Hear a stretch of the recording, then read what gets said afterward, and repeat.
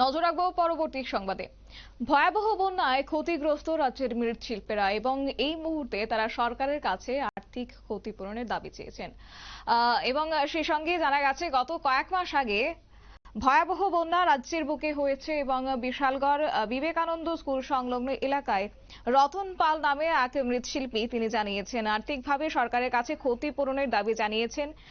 এবং কিন্তু কয়েক মাস পেরিয়ে গেলেও প্রশাসনের পক্ষ থেকে কোনো আধিকারিক এসে তাদের খোঁজ খবরটুকু নেননি, আসেননি রতন পালের দোকানে, এমনটাই মৃৎশিল্পীর দাবি।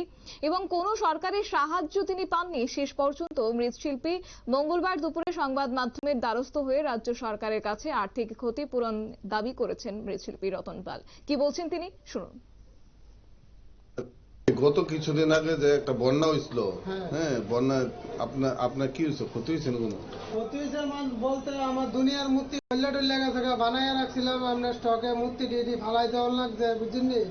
এক দুইটা মূর্তি রাখা দিয়েছে অনেক গীতা আরাম কর, তারা তো স্যাম্পল টেম্পল দেওয়ার লাগে, ঘরও তো ছোট্ট মনে করে, বুঝলি? মানে আমরা কি করতাম গরিবরা, আমরা কোনো সাহায্য টাহায্য পাইছি না, সরকার থেকে কোনো সাহায্য পাইছে না না, আমরা কিছু দিছে না, আমরা বাড়ি দিয়েও দিছে না, এদিক দিয়েও দিছে না কিছু।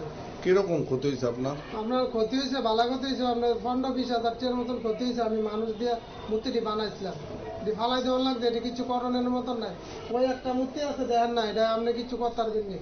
প্রশাসন থেকে কেউ আইসেনি, কোনো আধিকারিক আইসেনি আপনার? না না না, আমার কাছে কেউ আইসে না।